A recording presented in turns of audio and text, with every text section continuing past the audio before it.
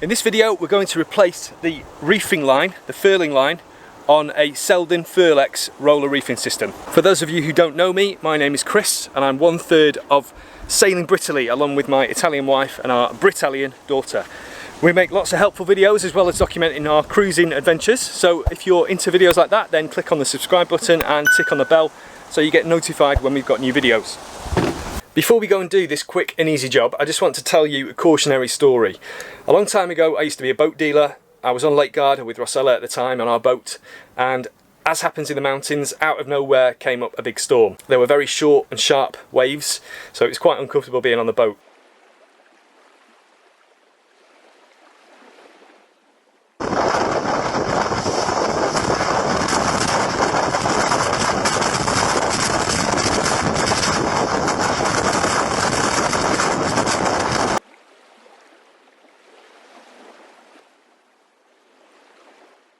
We saw a neighbouring boat whose furling line parted on their genoa, and their 150% genoa fully unfurled. The boat heeled over to about 60 degrees, and as I say, the short sharp waves were making the boats pitch a lot, so for the guys getting to the bow to sort that out was an absolute nightmare, and they were being blown towards a lee shore. So let's go and change this furling line because they're pretty important.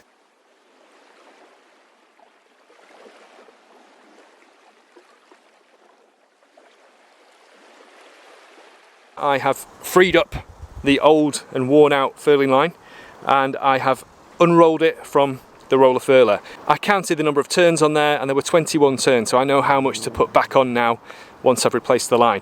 So there are two kind of clamshells here which come apart, and there's a cover on there which we don't actually have to remove. You can do it without removing this cover.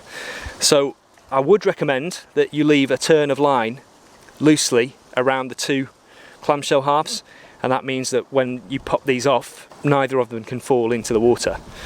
So all we need to do to release these is get a screwdriver and put it in this little gap, and then you open out this and at the same time kind of force it forwards. You know, you can use your screwdriver to apply some leverage in this direction, and you want to force the two clamshell halves apart. You then rotate it around and do the same on the other side. You do need slack in the line, of course, to give them room to separate, and I'll get onto that now and I'll show you it just as they're coming apart. You can see how this works. You have to lever this bit outwards and forwards at the same time, and then the inside of it will jump over this ridge and allow you to separate the two halves. There you go, you can see that they're coming apart there, and like I say, because we've got the line on, nothing can fall in the water. Once it's opened like this, it just pulls off. And if we look at the inside of the clamshell, you can see how the furling line is led inside through a hole, and then it just has a knot on the inside just to retain it there. It's worth noting that there's a hole here into which the knot has to sit. So although, you know, it's tempting to tie a nice big chunky secure knot to ensure that it doesn't pull through, you're gonna run into problems if you do that because it won't fit inside the hole. So it needs to be a small knot. I've just untied the knot there, and that is now free to pull through this hole. There are two holes. Be careful not to put the new line through the wrong hole, otherwise you won't be able to get these back together again. I can now remove the line and replace it with a new one. We now get our new furling line, feed it through the fair lead, and then just take a couple of turns around the drum stroke clamshell, and if we leave that nice and loose, then it'll give us plenty of room to work to get the other side on. You will have two hands to do this, so it will be a little bit easier than it is for me. I've got a couple of turns of that around there now. It is worth mentioning that you have to make sure it goes around the same way that it came off, because the way in which this is rotated around the drum determines which way the head sail rolls when you furl and unfurl it. So that's determined by the side on which you've got your UV strip. If you're putting the sail back on, then just copy what was there before, make sure it goes on the same way that it comes off. We can now get the other half of our drum with the nice rounded hole at the top, and then we can just put that in position,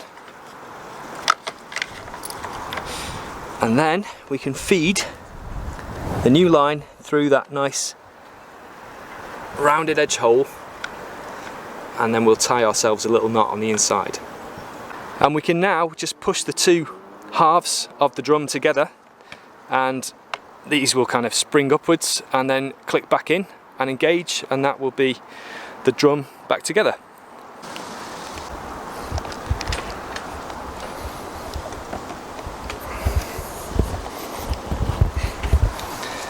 There we are, and now the two halves are against each other, but I just want to make sure that they're back in properly. They're not, so that needs to go in a little bit more. It just needs a little tap with maybe the handle of a hammer, and that'll just make sure that's fully home.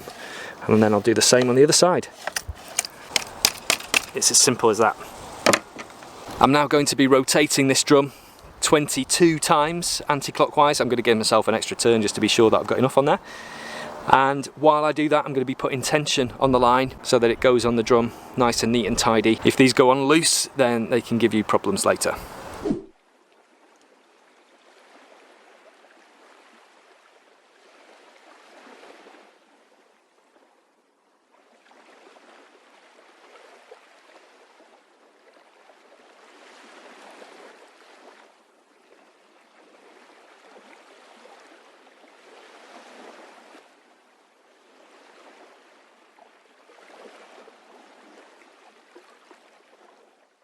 There we go then. Now we just lead the line through the stanchion bases or blocks, whichever you've got on your boat, and that's the job done. This was 20 metres of line for this boat, which is this many feet, and we've just spent very little money, but we've vastly improved the safety of our vessel. I hope you found this video useful. If you did, subscribe, and we'll see you in another video very soon. Thanks for watching. See you next time. Ciao!